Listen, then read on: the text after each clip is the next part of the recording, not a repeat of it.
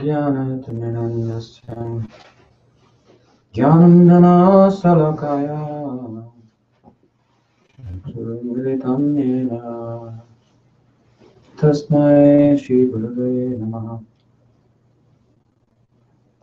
अजनलम्बितभुजो कनकावदातु सङ्गीतनायकपितरो कमलायताक्षो विश्वम्भरो द्विजवरो युगधर्मपालो वन्दे जगद्गुरो करुणावतारो वन्दे श्रीकृष्णचैतन्य नित्यानन्दो सहोदितो गुरुराय पुष्पवन्तो चित्रोत्सन्दतो वन्देऽहं श्रीरामकृष्णो भवाय चरणस्थलो सुखदो परमानन्दो सुन्दरो सुखप्रियो हे कृष्णा करुणा सिन्धु दीनबन्धो जगत्पते गोपीशा गोपिका राधाकान्त नमोस्तुते तप्त काञ्चन गौराङ्गी राधे वृन्दावनेश्वरी विष्णुपादसुते देवी प्रणमामि हरिप्रिये। श्री श्री गौरांग माधव की जय, श्री वैष्णव गुरु परंपरा की जय।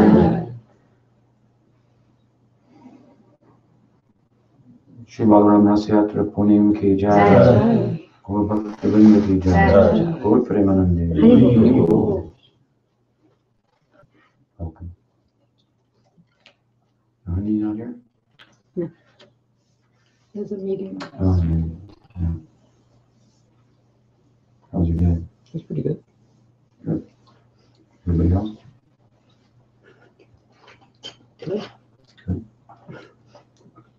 Excellent. Auspicious day, so that's to be expected.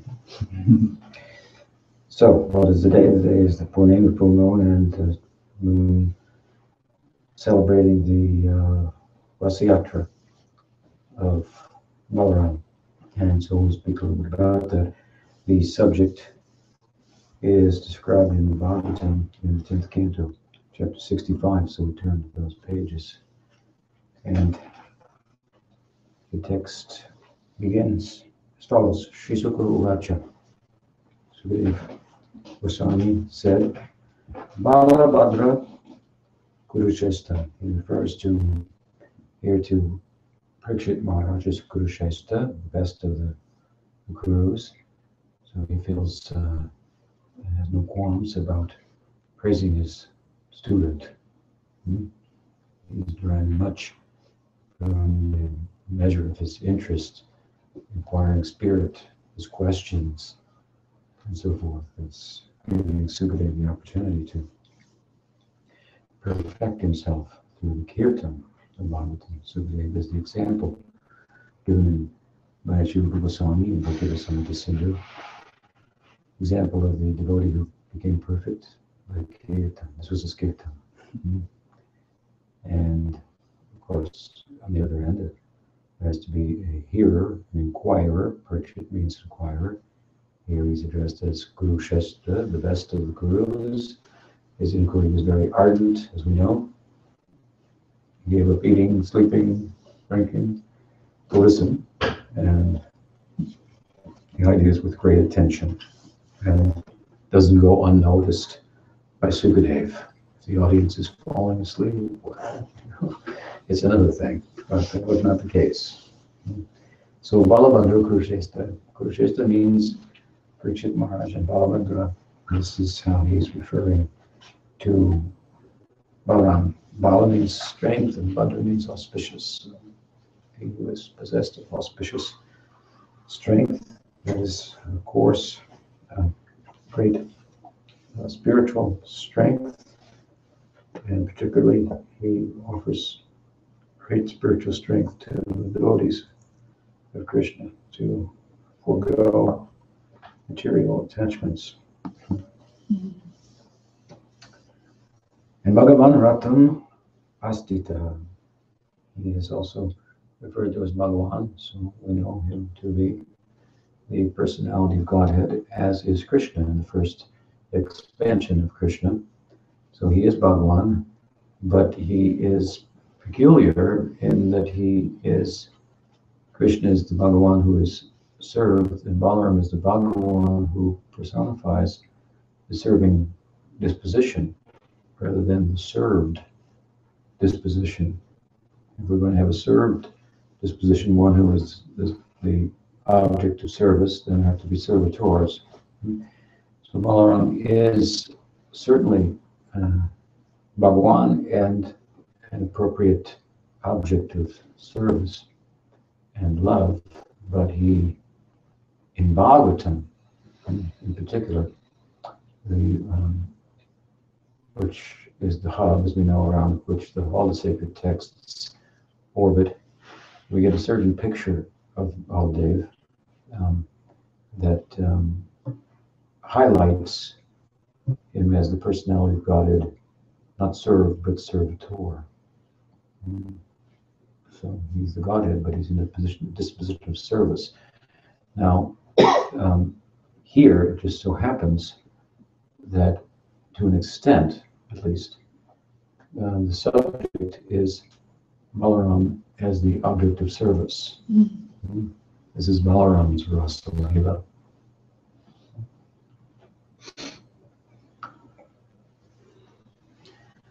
So he's Bhagavan.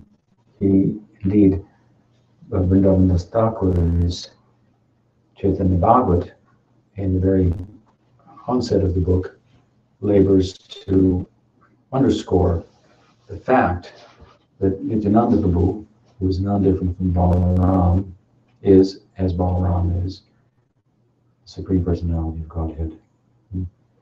This is something even Chaitanya Mahaprabhu labored to establish in the Leela, the position of Nityananda Prabhu. And in doing that, Vrindavan Das, even for the sake of establishing the divinity of Balaram, it may be that in some other sampradayas, because he is the reservoir of the jiva in different realms, in the lok, as Balaram, it's Mahasamprasham in Vaikuntha, it's Mahavishnu in this world, expanding Nityasiddhas in the realm of Madhurya and in the realm of Aishvarya, and Nityabadha jivas in the realm of material existence.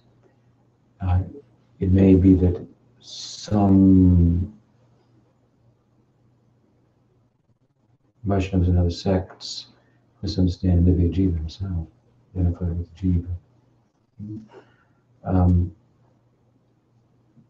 So, for that perhaps, and also because of the unorthodox kind of behavior of Nityananda Prabhu, Krishnadasa or Vrindavan had some length of labor to establish that Balaram is the personality of God, and in the context of doing that, he cites the fact that Balaram has his own Rasayatra, where he must be God. Because Krishna has Rasa Leela, and that's thought to be the apex of his zenith of his pastimes, climax of his Leelas, the super excellent Leela, Leela Madhurya in the full sense of the term is thought to be the Rasa Leela. And Balaram has his own Rasa Leela, so he must be the personality of God as well. So it's with this in mind that Vrindavan Das emphasizes the point. However, the fact is that the Bhagavatam overall, as I say, portrays him more in the light of the personality of God as servitor and the personification of service, the origin of the serving ego in all devotees. He's described in Chaitanya Charitamrita in this way. Say Balaram, Bhakta Abhiman, the root of the Abhiman means the conceit, means the ahankar. There's this spiritual ahankar. The ahankar reveals and it conceals an I. So it's the spiritual I of being a servitor, the serving ego. Balaram is the root of this in all devotees. So this again is what the Bhagavatam highlights, and at the same time here in Vrindavandas is citing it, of course. He's the personality of God, and this is one of the evidences. He has his own Rasa Lila. So that's the subject. That's what we're discussing. And Balavadra Kurusheshta, Bhagavan Ratam Astita. This form, Balavadra, this form of Bhagavan, he Ratam Astita, he climbed up upon his chariot of Balaram. Is very auspicious. And it's described in Chaitanya Bhagavat, and implied, if not described, or referred to in Chaitanya Charitamrita as well. I think the story has been clearly presented. As many of the early Leelas of Chaitanya Mahaprabhu are in Chaitanya Bhagavat. There, Chaitanya Mahaprabhu comes in the morning to the assembly of devotees and said, I had a dream last night. It was very extraordinary.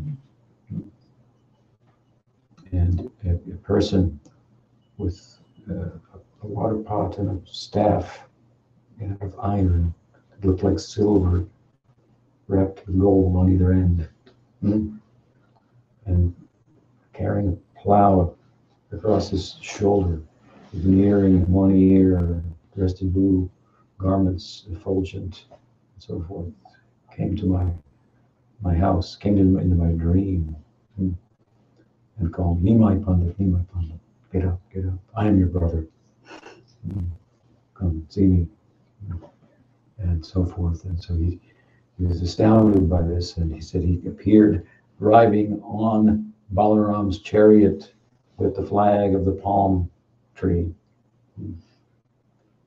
In Asia, then, the palm tree is one of the taller trees. In Mayapur, the date palm, it gets quite big. I recently planted some date palms in Audubon, and they get quite tall, but it takes a long time for them to get tall. But if you've ever been in Mayapur, it's very flat there, and the date palms are very tall, and then some of them climb up and they get the date juice. You've ever had this fresh date juice, very intoxicating. And Balaram is prone to that, but it towers up. Bhaktisiddhanta Saraswati Thakur makes a comment that the towering height of the palm tree implies that it rises above all others things on the plane, and therefore being above it all, so to speak, can see what is essential and important and leave the rest behind. And this is what the symbol of the palm tree on Balaram's card represents. It gives the ability to rise above and focus one's attention on that which is essential, which of course was Chaitanya Mahaprabhu, who no one has been more instrumental in bringing attention to the appearance of Chaitanya Mahaprabhu than Balaram, and the spiritual things in general. Sort out what is the self amidst all things that are different, and that they come, they're here today and gone tomorrow. The self is the witness, the enduring one. So Bhagavan Ratam Astita, on his chariot he mounted Sudrit Didrikshu Utkanta Prayayo Nanda Gokulam. He mounted his chariot and he headed for Nanda Gokulam, the village of Gokul, presided over by Nanda Maharaj. And how he did so, Sudrit Didrikshu Utkanta. These are the most important words here in the verse, in one sense. Didrikshu means he wanted, with a desire to see Surid, with a desire to see his friends. utkanta, with great longing, very intense longing. He decided to see his friends, and this is very important here because why? Where is Krishna now? He is with, where's Balaram? He's with Krishna. They're outside of Vrindavan, but he's with Krishna, who's his best friend. And the import here is, you may not notice it, that perhaps by a superficial perusal of the Bhagavatam, but Balaram and Krishna are very, very fast friends. They're very, very extremely attached to one another.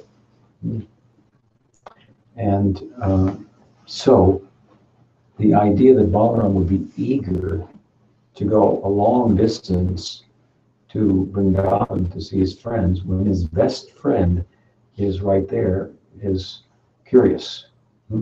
Curious. Of course, the setting is such that the inhabitants of Dwarka were reluctant to speak even about Vrindavan, for fear that Krishna would want to go there. He himself was known to speak about it in his sleep. This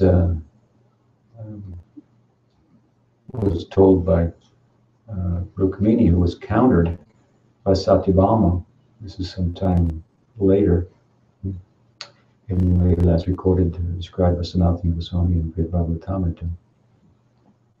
After Balaram had gone, after Uddhava had gone, each of whom brought messages to the inhabitants of Vrindavan had returned, and the subject of Vrindavan had again come up in Dwarka, and there was a great concern amongst the inhabitants that Christians would go there and never return. And so there was considerable discussion, and the Brajbasi side, Rohini and Baladev, pitched in, made some very significant comments about their attachment to the people of Vrindavan and their sympathy for their plight. Padmavati, the mother of Kamsa, made some very bizarre comments that why should he care about those people who kept him in the brambles all the time, made him go out and herd cows, we treated him like a prince, and so forth. Why send him? If need be, let's offer to pay Nanda Maharaj for the time that Krishna and Balaram, was it 11 years? They worked for him for 11 years. Okay, yeah, so let's give him some cash, some compensation, and leave it at that. Krishna looked at her like she was from outer space. Rohini just ignored her. And and the fact that Krishna loved the inhabitants of Vrindavan was really the main subject. And what to do about it. Rohini's position was, Balaram's position was Krishna should go there. And they were actually upset with him for not having gone. And the queens acknowledged that fact, but they thought maybe there's some way that we can, work it out that he stays here nonetheless. But anyway, as I say, Rukmini testified to the extent to which Krishna's heart was in Vrindavan, but she said in the night, sometimes in his sleep, he calls out the names of Sudam, Sridham, the names of his cows, the names of Radha, Gopis, his mother and father. He wets the pillow with his tears and so forth. And Satyabhama cuts in and says, "Oh, you know nothing about his attachment to those people." The fact is, even when he's awake, he's thinking of them. I can't get his full attention, and it's apparent to me. He's actually somewhere else, even in his waking state, thinking about them. This is the position. So the attraction, the pull, the draw of the inhabitants of Vrindavan is considerable, and the feelings for them on the part of Rohini, in this case, and Balaram, and Krishna, and so forth. Why Krishna doesn't appear to have corresponding feelings, how he could be so callous as to not return, and leave them in the condition that they're in, which is described and so forth. Here we see, this is now prior to that, of course, before that was after Balaram had gone, and Balaram was expressing some discontent with Krishna about his apparent hard-heartedness and so forth. Soft-heartedness for Balaram, for the inhabitants of Vrindavan, here is described as such that it exceeded his interest in being with Krishna. We should take note of this. As much as Balaram is the personality of God as servitor and embodies the ego of service, it's more important to us are the devotees of Krishna than Krishna. He was with Krishna, Krishna's best friend, and still he he went to see his friends in Vrindavan, leaving Krishna behind. With great enthusiasm, it's described, he boarded his chariot and took off. So the importance of the Brajavasis, who embody love, it is our ideal. We may say that our ideal is not to attain Krishna, but to attain love of Krishna, where Krishna is found as a byproduct, something like that. Where there is love of Krishna, Krishna will have to be there. This is the Achintya Bheda, love of Krishna and Krishna are one and different. But sometimes people say, have you seen Krishna?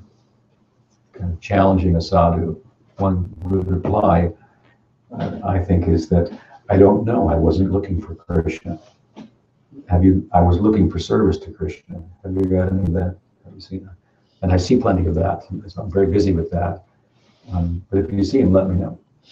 I heard he looks like that. So the Balaram, even, I want to say, in the context of the story of his going to Vrindavan, where he's described to some extent, this is his story where he is the object of service, right? It's his Rasa Leela with the gopis.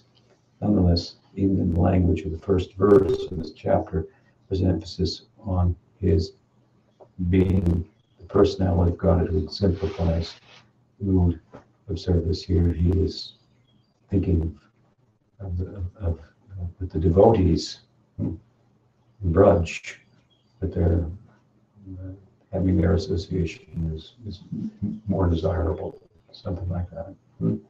Bringing our attention, I should say, by this example, to the importance of the abodes of love, the personifications of love, where the Nitya Krishna Prem resides, where it takes shape, that we may understand it as it plays out in the Leela, and so we'll be attracted to it as an ideal.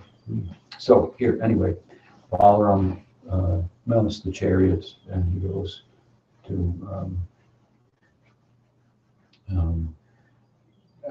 Vrindavan and meets with the inhabitants there, and particularly, of course, he meets with the gopis. This is not the first place in the Bhagavatam that Balaram's relationship with gopis is brought up. It's brought up to two other places as well.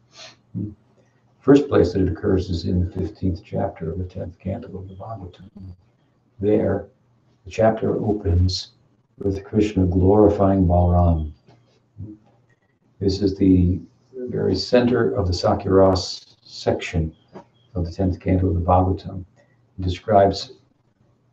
gives an overview of Krishna's pastimes in his Pauganda age, in his boyhood age. And so the chapter begins with Krishna glorifying Balaram, who is the main figure, if you will, of Sakyarasa. He personifies the ideal of Sakyarasa, and he's Krishna's best friend. And so verse after verse after verse, Krishna in a humorous way, in Hasirasa, in the rasa of joking, truth is said in jest, so he glorifies Balaram. He's saying things that are true about himself, but he says them all about Balaram. As a gentleman, he doesn't want to glorify himself, describing how the Vrindavan forest responds to Balaram, with all of its breezes, with its aromas, with the waterfalls and mist that comes off that go in all these different ways. His senses will be pleased by the forest and so forth. Beautiful description of the Vrindavan forest and how its creatures and how it's all responding to and glorifying Balaram and so forth. And in the context of that, the height of his joking, so to speak, but again, truth is said and just, so it's true. Balaram is all the things that he's speaking about as well. They're non-different from one another. The height of that, he says, and the creepers, they also seek to embrace you as they do the trees, something like this. And the creeper word is another word for gopis. So he says, in a covert way, this is the language of the 10th canto. It was very full of layered, if you will. This is the language of love. It's very indirect and hidden meanings and so forth. It's very layered. He's saying, and the gopis like to embrace you too. Creepers want to embrace you. As you walk by, like they're embracing the tree. They like to embrace you. Now, this is the Pogandali. This is before the Rasa Leela of Krishna has even taken place, and the Rasa Leela of Balaram, described in Bhagavatam.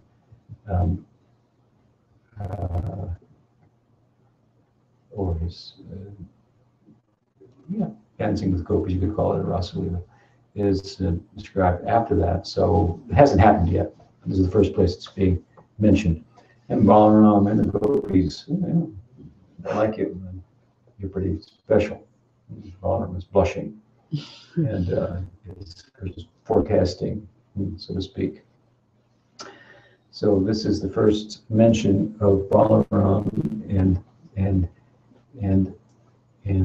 and his love for the gopis, but it's just a point that's being raised in the context of explaining Sakyarasa, and appropriately Balaram is the main subject here. He goes on at some length about Balaram, as I say. And one of the reasons for this, as I've explained before, is because at a certain point in the glorification, just before it ends, and then the Leela of the killing of Dhenukasura, which is the chapter is about, begins with the cowboy boys wanting to taste the fruits and so on and so forth.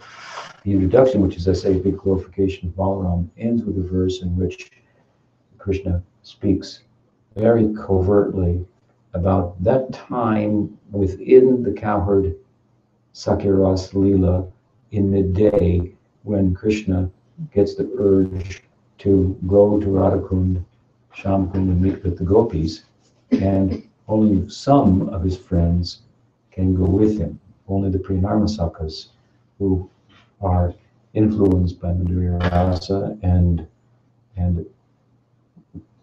participate in his Madhurya Rasa Leelas directly.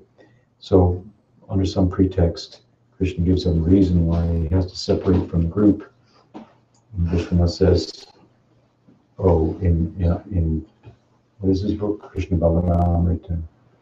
Great astrologer has come to town, I heard. And I think it'd be appropriate for us to go and have our charts done and talk with him and just give him the honor that he's due. Great idea. Everyone's charged by that, but we can't all do it together. So I'll pick a few. And meanwhile, Balaram, you all stay with Balaram, who's just been glorified for verse after verse after verse after verse about how important he is, how extraordinary he is, and so on and so forth. So he set it all up like this, and then he will go with a few boys. Okay, you'll be right back, right? You're with Balaram after all, and you just said all these things about him. So Krishna goes and so forth. So the point is that the first mention of Balaram's life in relation to the gopis also appears in the context of describing him as the center of Sakyarasa. Only the Priyanarmasakas are going with Krishna, the Suhrit Sakas, the Sakas, the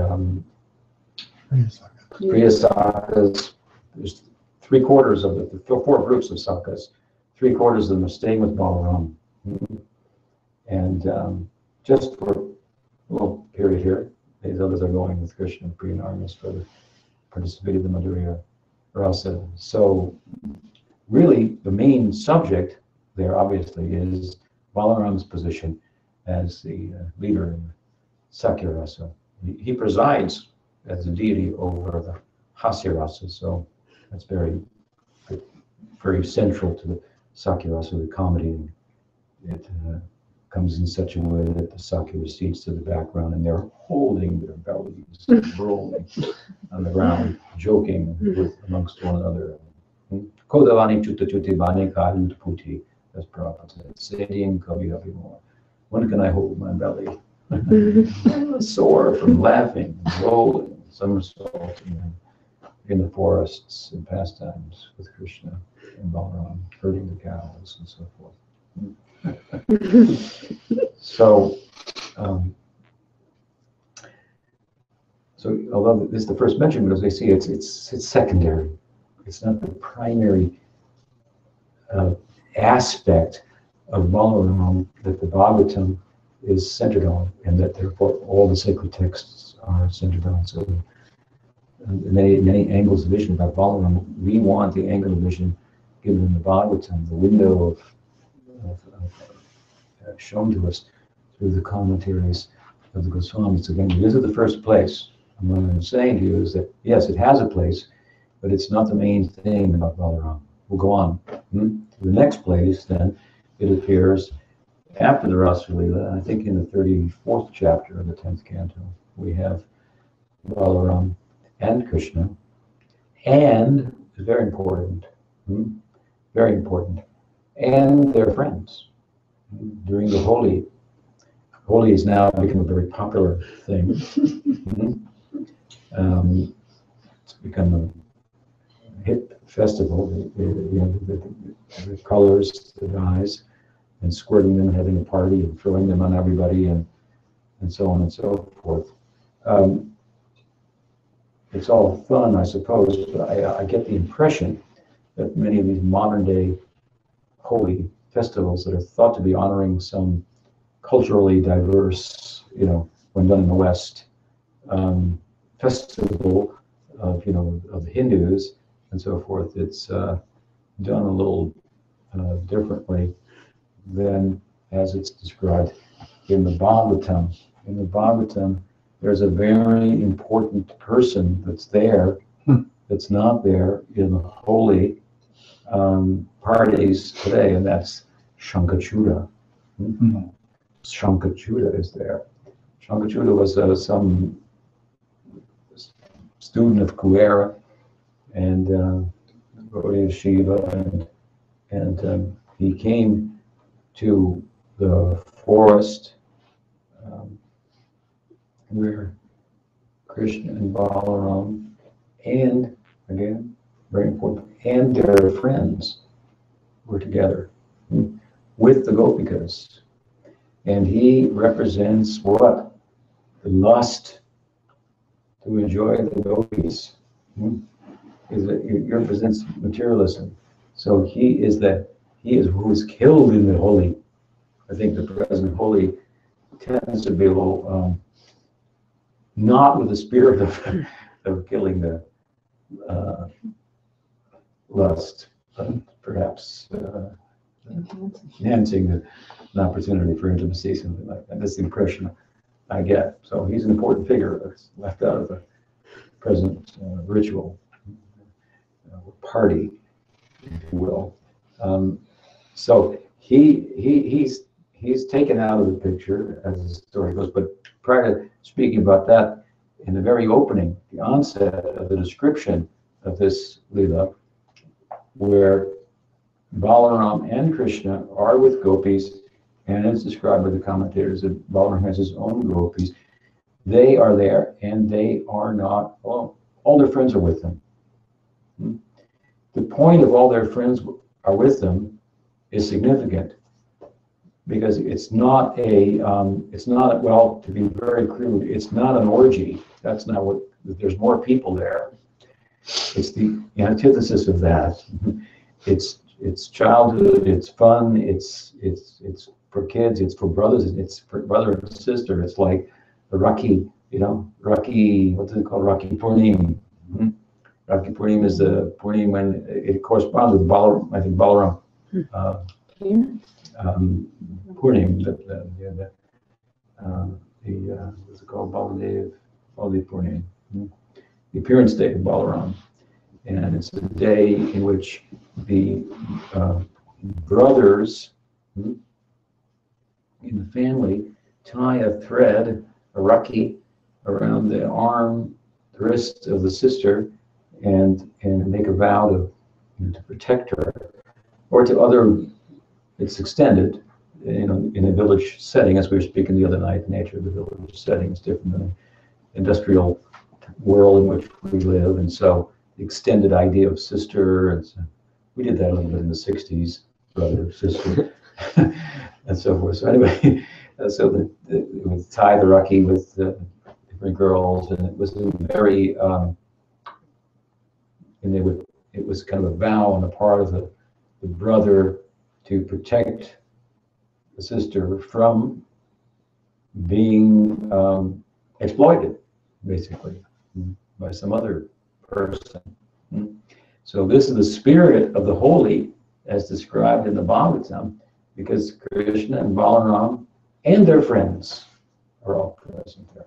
It's a very innocent affair, and then Shankachuta comes, who personifies further the idea that the lust should be driven out, and then there can be a very happy interaction between all concerned. So anyway, he appears on the scene, and he pulls out a big stick, and it appears at first that he grabbed them, but if you follow the text, it says that he herded them like cows, which means he had a stick and he was behind them and he raised the stick and they ran. The implication by the Acharya is he could never touch them. Lust can never touch the gopis. Their love is pure, which should never be misunderstood. The Bhagavatam's emphasizing this point. And so anyway, he chases them, they're running, and they're calling out, Krishna, Balaram, help us. So Balaram, like the big Rakhi protector, Rakshaman, he comes and protects the gopis while Krishna chases after Shankachuta. And by now he's a long distance away, but Krishna makes the distance very short by his own speed and quickly deals with him. And he had a jewel on his head. Krishna took the jewel and cut off his head. And bringing the jewel back, of course, then everybody was amazed, and all the girls were thinking, maybe he'll give it to me, maybe he'll give it to me. And he wanted to give it to Radha, of course. But in this setting, he couldn't do so, so he gave it to Balaram. It's said in Bhagavad Das Goswami's Vilapa Kusumanjali, in some of the commentaries on one of the prayers there, this is referred to, that I believe that Balaram then in turn gave it to Balamangal, who gave it to Radha, which is where Krishna wanted to give it, but the setting that he didn't want to create a scene there. So this is the second place in which Balaram, and it's described by the content, Balaram is own gopis there. Now what we have is he's coming back to Vrindavan. This is much later on his chariot. He's eager to go. He's eager to go because he knows he's a Vrajapasi, so he knows what is the pain of their separation. Things are going fine in Dwarka. They're just carrying on fine. Krishna's there, but meanwhile in Vrindavan they're wilting away. Uddhava was sent with a message, and Uddhava went to sort things out, and he became bewildered upon going there. He didn't understand even the message that he was delivering, but while he thought he did, and the gopis heard his explanation, and I thought, this guy knows nothing. This is Uddhava was Krishna's counselor, Krishna's guide, his pandit in Dwarka, so he was Shastravit, he knew the Shastras very well. When he spoke the message to the gopis, in terms of how he understood what it meant, I thought, this guy's into me. He knows nothing about love. That can't be the meaning. And then I think you can finally go, Paul Champa, I think this is what you meant. When Uddhava hears how the gopis understood the layered, as I said before, implications of the love-laden message of Krishna to them, Uddhava, he lost it. He said, this place is beyond the Shastra. Shruti Devi Vigyam. He says, beyond the Shruti. And he wandered around in Vrindavan quoting verses like that for a couple of months, and aspiring as he did to have the same intensity that he saw in the gopis' love enter into his own bhava. And in that regard, he made a petition that he could become a blade of grass in Vrindavan that might be stepped on by the gopis, because then he could get their intensity by their association. By association, it's everything, right? So it doesn't go on. You kind of can't counteract it. You can't avoid it. It's like you touch fire, you get burned. So invisibly. So with awareness of this, you want to, if I could just, maybe they don't know it, you touch me. Sudula Bhagavata Hiloke, Akshno Phalam Tadisha, Akshno Phalam Tadisha, Kirtanam Hi, Akshno Phalam Tadisha, Bhakta Sangha, Akshno Phalam, Sudula Bhagavata Hiloke. It's beautiful verse. To sing about him or her, to touch them and be touched by them, associate means with them, to hear about them, real significant devotees, Sudulu Bhagavata, who are very rare to be found in the world. This is the perfection of seeing, to see them, to glorify them. It's the perfection of the eyes, the perfection of the tongue, perfection of the touch, to touch them or to associate with them. Sudula Bhagavata. They're those very rarely found in this world. The Vasamis, the Sadhakadeya, the Gopis, in their Siddhis, and gradually the Swarups, who really understood these kind of things. We cite the verses, but significance we don't understand it. We hear some sannyasis come into town and say, let me know when he's gone. So, I don't want to hear from him. At least Prabhupada's father, we should take example from Prabhupada's father. He was so interested in having the association of sadhus that he erred in doing so by way of inviting people who just looked like sadhus to the house. When they got there, they said, you got any smoke? They were smokers. They were some of the sadhus, so they looked like sadhus, they smoked ganja. And Prabhupada was like, man, Dad's are inviting all these people as sadhus. I don't know what to think about sadhus. And when he was then invited himself to come by one friend to meet the sadhu, Bhaktisiddhanta Saraswati Thakur Prabhupada, he said, I've seen so many sadhus. My dad's always inviting them over. Have a pot smokers or whatever. And then he said, no, this one's different. You should see him. He's a different kind of sadhu. And Prabhupada was somewhat easily convinced to go. And seeing him once, lost interest in Gandhi's movement entirely. He was swept up by the Gandhi movement, like many young people, swept up by the idea of political change and take away the you know, rob from the rich and give to the poor. You know, change the system. This is the real problem. It is a problem. It is a relative problem. And Dr. Siddhartha shed light on the real problem, what is real liberation, real Swaraj, beyond wildest imagination of what Gandhi was thinking of. Prabhupada was captivated by it. But the point here is that Prabhupada's father erred, so to speak, on the side of caution, you could say. You know, if it was a sadhu, invite him. We'll try him out anyway. He says he's sadhu, let's check it out. He dressed like a devotee, maybe he is. Then it'll be good for us. Krishna's like that. He saw Putana dressed like a sadhu, like a devotee, and so he gave her what sadhu was.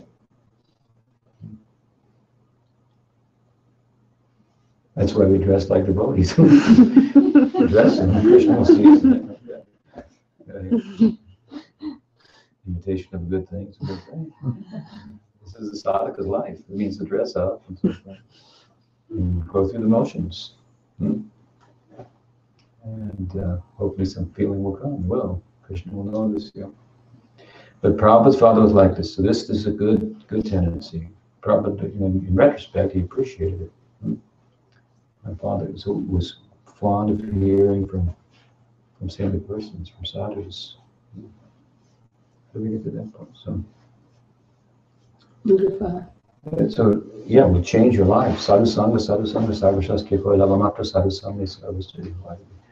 We quote the verse, but Uddhava understood it. Just a moment's association, even if they don't know they're touching me, because I'm just a blade of grass and they step on my head, that would be good for me. That will bring, this is an instance of a devotee steeped in a particular rasa, having some attraction for the other rasa, such that that rasa will become like a sanchari and augment the rasa of Uddhava and intensify it.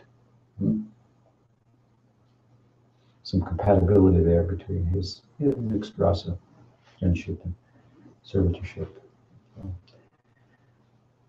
So this was his life in the Braj. He learned something. The person who knew everything and was Krishna's advisor in Dwarka felt like all of his knowledge was useless in comparison to the love of Vrindavan that seems to be devoid of knowledge.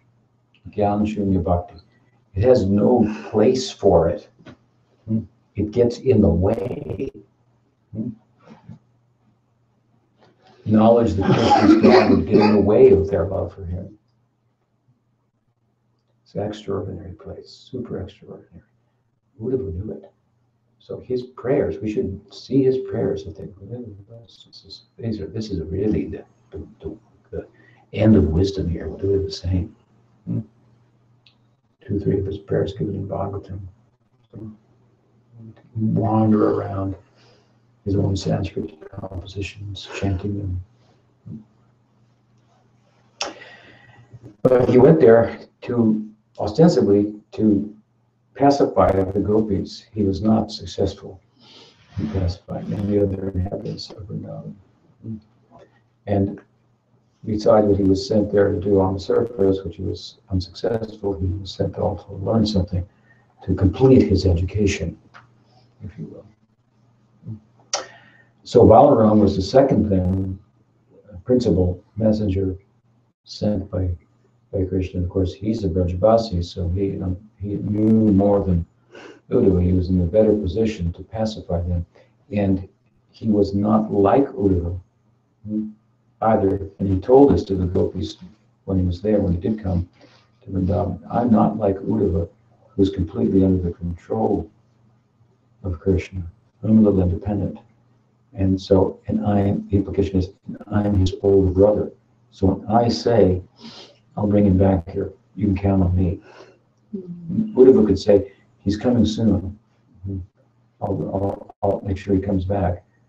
You can't rely on him. You can count on me. I'm independent. I'm God too. Swarat. So he voices his godhood there in a very beautiful way. Yeah, but even though he's voicing his godhood, what is the spirit in which he's doing so? In service to Krishna. That the inhabitants of Vrindavan could be pacified to some extent. In his absence, they could have something to hold on to, that he's coming back. I mean, Nanda told him, I'll bring him right back. When he took him to meet with Kamsa, I'll bring him right back. They believed Nanda. Nanda believed himself, but fate was different. Couldn't bring him back. Plight of Nanda is extraordinary, but nobody blamed him. Because when Nanda came back without him, they could all see all of our suffering combined is manifesting in him. He feels his own suffering and separation from Krishna. We feel our separation from Krishna, and he feels all of our separation from Krishna. And he's our leader.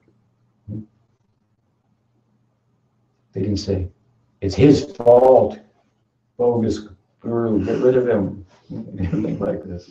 They thought, see his plight. And so much sympathy for Nanda. And then Uddhava is sent from Mathura, not too much longer. And we've just explained his shortcoming of Uddhava. He had learned something. He didn't know it. He didn't understand the Braj. How could he really communicate with them? How could he really? He looked like Krishna at first, but he didn't know. He didn't understand the love of Vrindavan, but Balarama understands. He's a Brajavasi. He's appeared from the womb of Rohini in Vrindavan. Rohini is a Brajavasi. Yes, she was the wife of Nanda Maharaj, but she's a Vaishya wife. Excuse me, the wife of Vasudeva on the Kshatriya side of the family. Nanda and Vasudeva, they're related, like cousin brothers, something like that. And so there's a Kshatriya side to the family lineage and the Vaishya side. So she's from the Vaishya side. Well, she's a Vaishya, not the same family, obviously, but she married into the family of Vasudeva. So the point is, she carries the Braj conception with her, even when she's in Mathura, with visiting Vasudeva and then carrying the child of Balaram in her womb. He's born, it means out of the womb conception of Vrindavan Bhakti. So he is better suited to pacify them, and he was somewhat successful. We were related to now his appeal, given in Brihad Bhagavatam later on, that Krishna should go, he should go back, he should go. I went.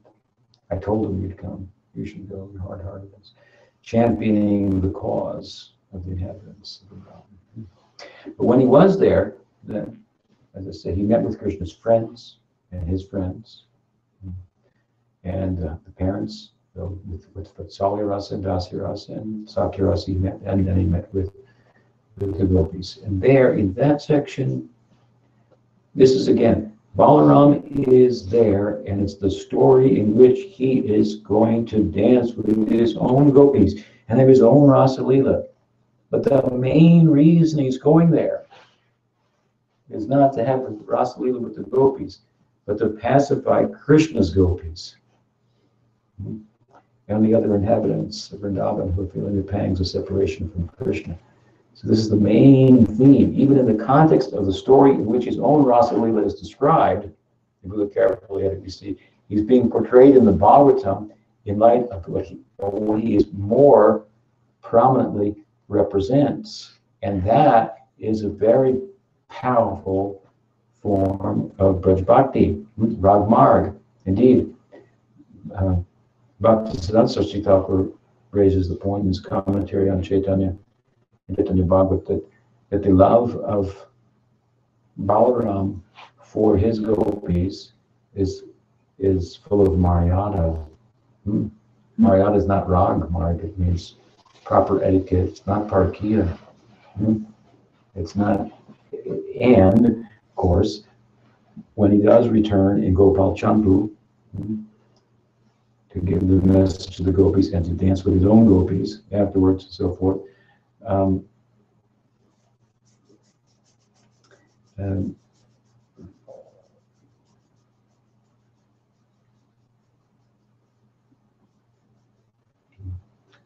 He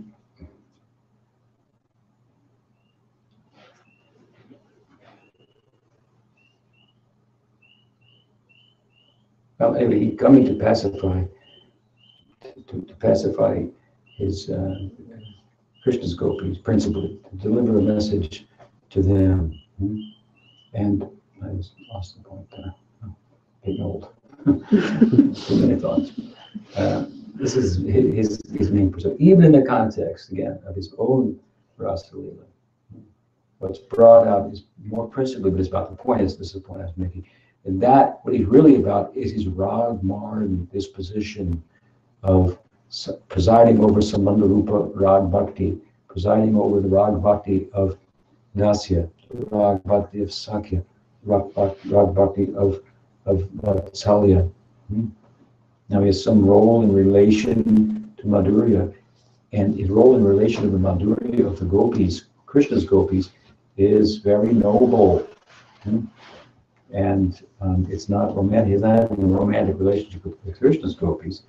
He's having some romantic relationship with his gopis, but Jiva Goswami, as Bhaktisiddhanta Saraswati Thakur is referred to as Maryada in Gopal Champu, Jiva Goswami says when he returns, Nanda Maharaj insists, you've got to marry all these gopis, Balaram, while you're here.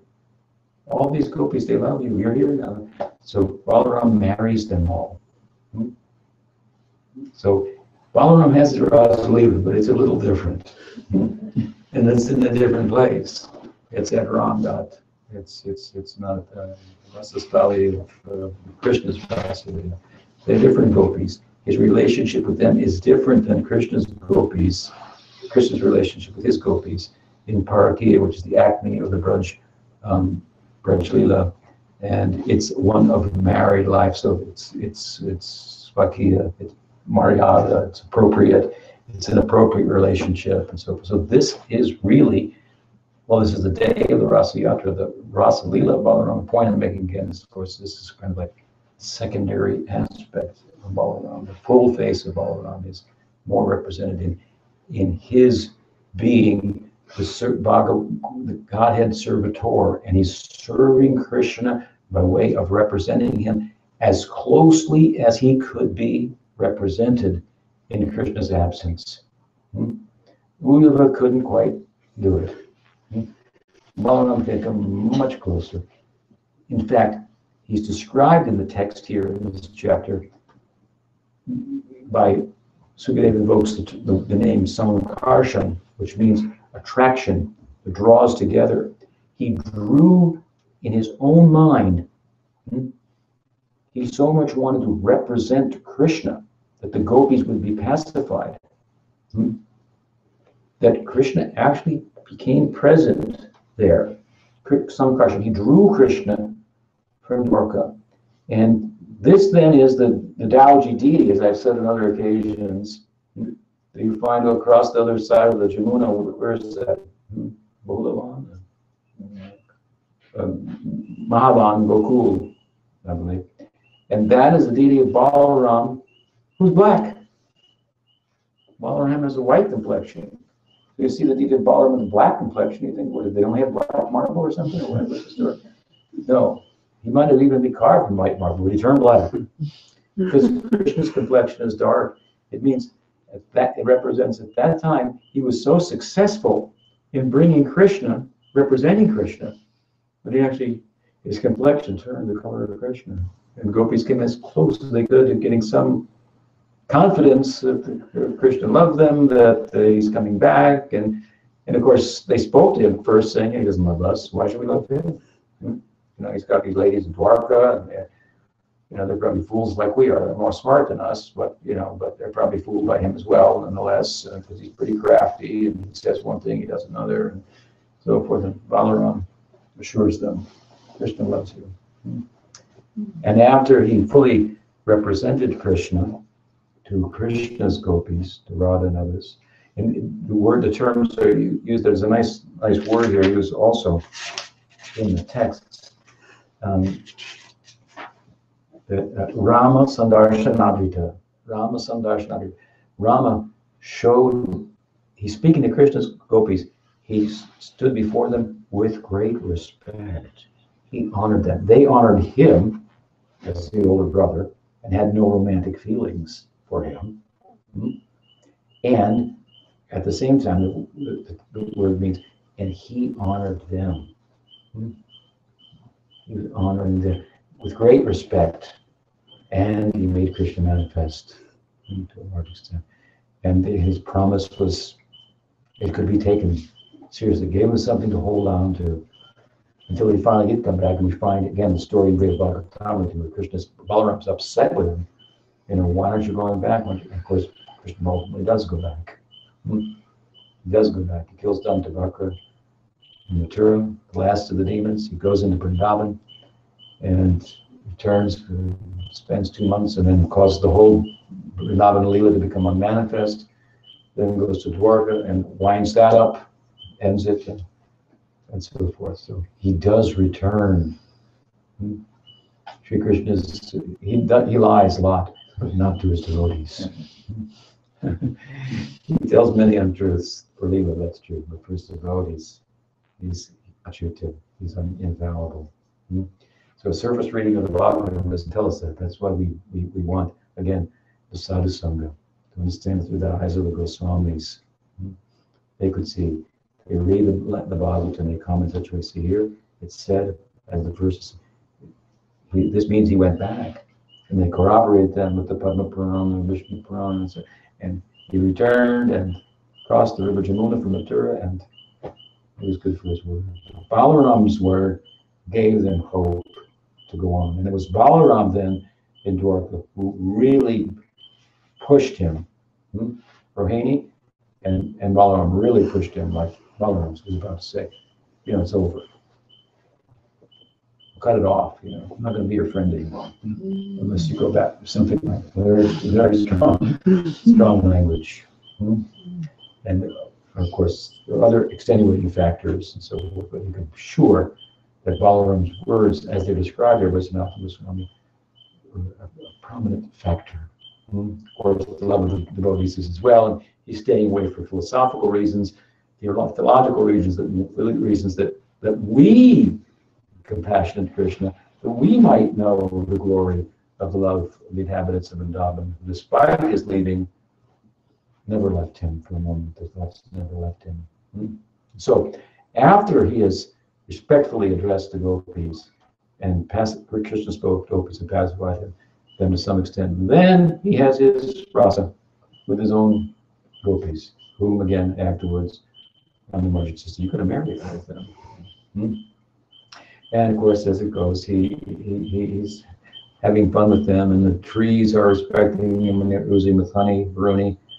Previously, of course, Varuna found out that Balaram and Krishna were the Supreme Personality of Godhead, and so he sent when Krishna's returning now, Balaram Vrindavan sent I think the daughter of his in the form of the juice from the trees, and they produced the honey that then was turned into a beverage, and Balaram was drinking. And Balaram is the example of a person who can take his intoxication. I think Prabhupada talks about this in the Nectar Devotion. There are 3 types of people who take intoxication and how they respond. The third one is like, you kind of smell them out. And they're not a problem. They'll become a big whatever, disturbance. So Balaram, he's a little known for that. And this is a prominent example, drinking the intoxicating honey beverage, and ladies are drinking it too. And in his revelry, and he asked the Jamuna, by the way, can you change your course for a moment and come over, because we'd like to take a bath. We'd like to go for a dip.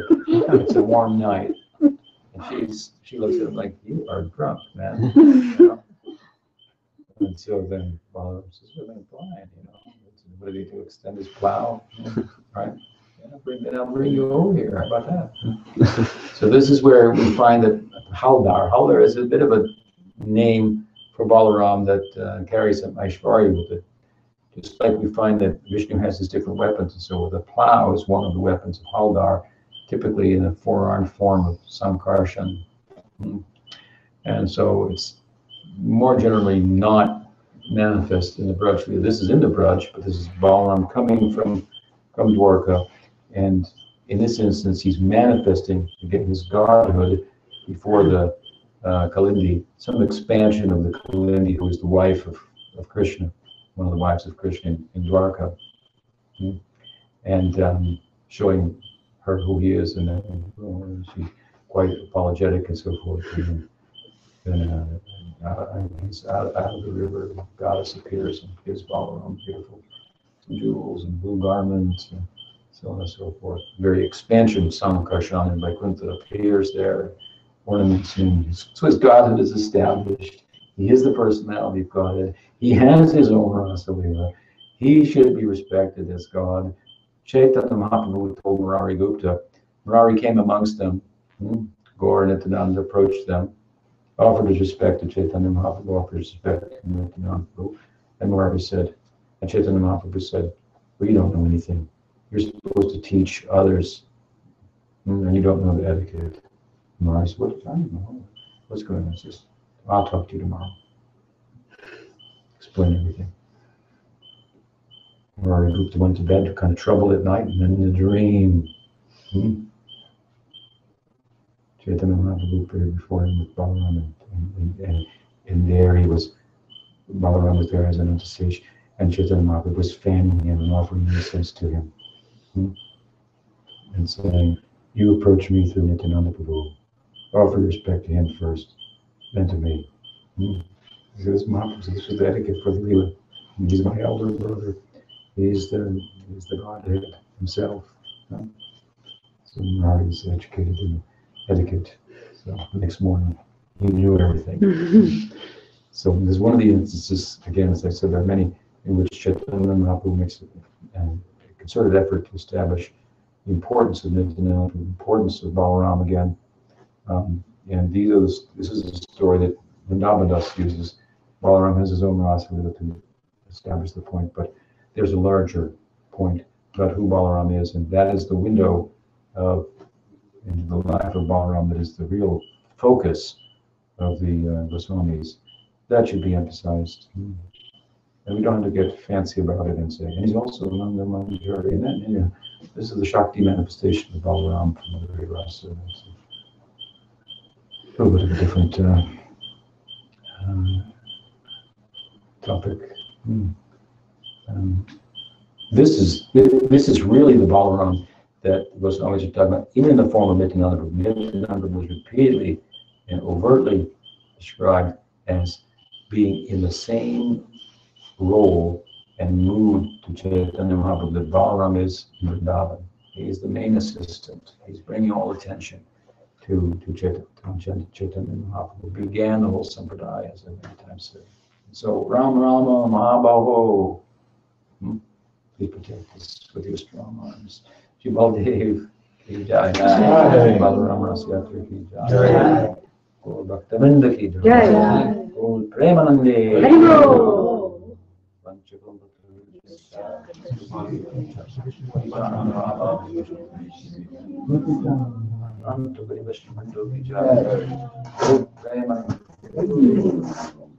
Divine Grace, Bhaktivedanta Tripurari Swami Gurudev ki jai.